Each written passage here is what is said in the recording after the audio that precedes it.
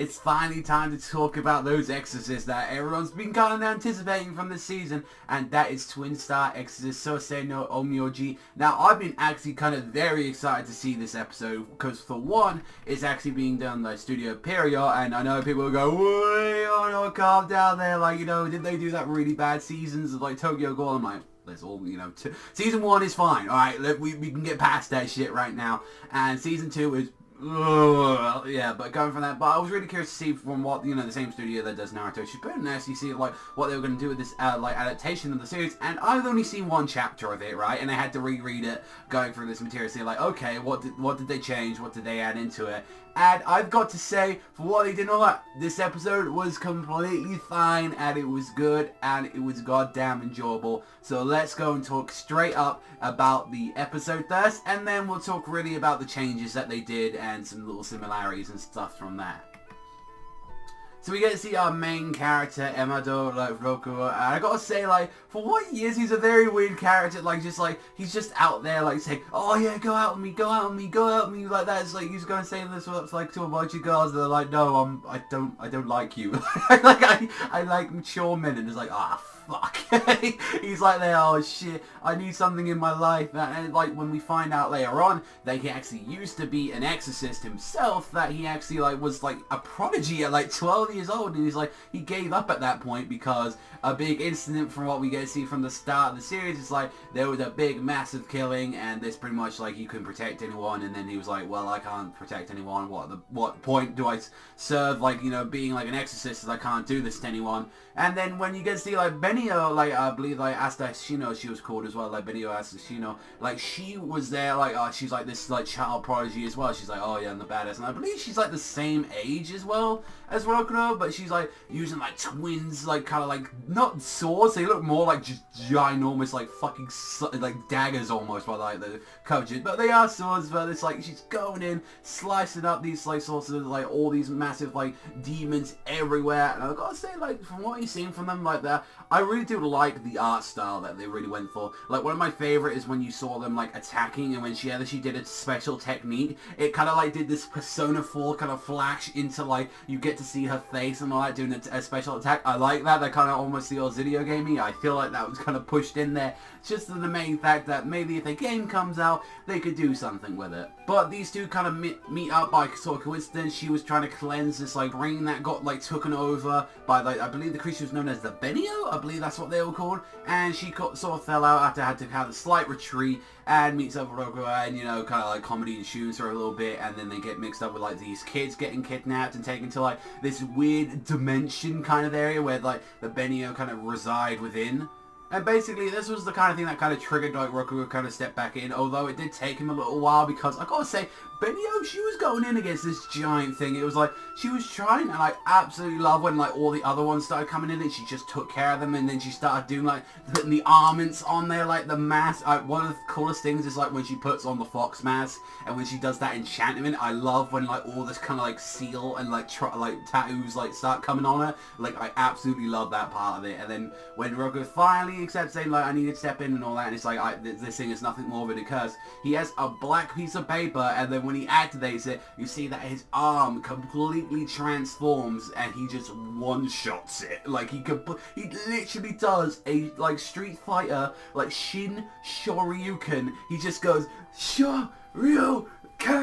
Like, he just completely blasts it in one shot. And to be fair, though, it was super weakened, like, by what Benio was doing. Now, overall, that's, like, pretty much the end of the episode, like, here. Now, here's the thing with it. They did quite a bunch of changes, actually, coming into the, like, because here's the thing. I've only read the first chapter of the manga. I read it when it was, like, on Shonen Jump, and they, like, you know, were promoting it on there, and I was like, alright, then I'll check it out, because it's in the monthly magazine, and I was like, you know, I've been hearing some little prep about this, and I'm pretty sure it's going to get an anime soon, and, you know, boy, oh boy, it actually did.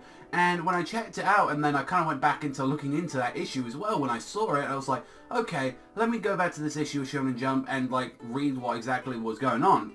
They changed a bunch of stuff about it, like, there were, like, that whole train part didn't happen, if I, like, in the manga. Also, as well, that blonde chick, she wasn't in there, so I think maybe she's a character that's added later on into the series. I don't know, like, she's an anime original, but I think she's in the manga, so don't take me wrong. I know there is like there's anime original characters coming into this. I do know there's like this little fox thing, which I'm guessing that was what Benio had on his shirt. Like there was a bunch of few little changings and stuff like that. They did give us some details in the first chapter, and the first chapter's long by, mind you, and all that. They didn't do all of it. Like it was about like 70 pages for the first chapter, which is, you know, that's kind of like what you obviously normally get in a monthly series for like the first chapter. And even when you get a first chapter of a weekly series, it's always about like 34 pages. And I was like, okay, that's fine, not adding everything into it, you know, if it's the first episode. Changing things slightly and all that, and it's like, you know, doing little things here and there, you know, that's completely fine. I still enjoyed this episode. I still think it was actual, like, blast, like, so far. I do know for a fact, like, the characters and all that, that there is going to be anime original villains or something like that. So I'm thinking, like, that's just me, and it's like, if you're going to do that, like, do it in the way how Seraph at the End did it, where, like, Seraph at the End, like people questionable that kind of ending, like, they super, like, rushed it around about the end. I think, like, Seraph at the End is kind of fine like that. It has some issues with it, especially, but it's like, they still managed to make it in a way where they talk to the manga, like, and say, like, okay, this is where we're going to be stopping, like, right here, and like, you need to do it in this kind of way, and, you know, the manga will kind of, like, you know, explain it a little bit better and stuff like that. So I'm like, do it in a way like that, because, like, this is the same thing. It's like comparing it to another Exorcist series, which is in the same magazine, Blue Exorcist, because this was a big comparison to it. Like, it was, like, for a lot of it, it's like, okay, what one do I actually prefer, because there's two Exorcist series in there, and, you know, it's the first episode, so I can't really give too much of a judgment on that so far, but it was like, this series had a great anime. Like, for the first 13 episodes, it had a really good show, and it had a bunch of it, like, it wasn't ready yet to have an anime, and unfortunately, what they did at the end is that they pretty much made sure that they couldn't have another season unless they reboot it, and, you know, I don't think they're going to be doing that anytime soon. I think the manga still does completely fine, even without the anime.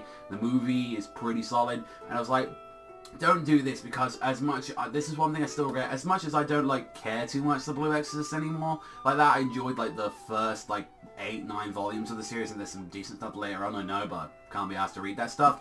Like, this thing got ruined because of this anime. In a way, it's like, you know, we can't do any more of this material, and I'm hoping, since this is a brand new series, like, it's only got 30 chapters out, like that, I do hope that, you know, they give it time, and it's like, hey, like, we can do an anime villain, like Noragami did. It only had, like, 12 episodes or so, and it didn't have that much material out, I believe, at that point. And it's like, it still, you know, did it in a way where it's like, we can still do another season if it's really popular, and I think that's what they should definitely do if this is, like, really popular, which I think it will be. Like, the manga is selling, like, reasonably well over here and all that. It's always getting into the bestsellers and stuff like that, and, you know, I have seen a couple of people here and there actually talk about, like, the series and say that it's actually pretty enjoyable. Like, not on some massive hype level, but I think, like, it's definitely, like, a sleeper hit at the moment. I think, like, a lot, like, once a couple episodes come out, I feel like a lot of people will give it a bit more love.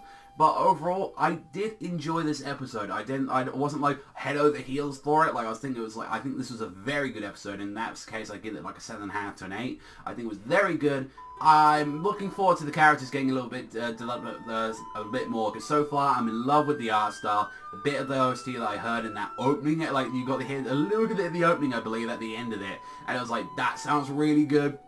I am looking forward to seeing the more visuals, but I think this is one thing that Period like does very well a lot of the time, and it's visuals on brand new shows. So I am looking forward to this a lot. But let me know what you think about Twin Star Exorcist. Did you love it? Did you hate it? Do you like Blue Exorcist a little bit more? I'm kind of curious about that one. If I want to know, because I used to talk about Blue Exorcist back in the day, so I want to see if there's any Blue Exorcist lovers in the comment sections down below. So let me know about that. But that's all from me. So if you loved this episode and enjoyed it as much as I did, then you hit the like and that subscribe down below.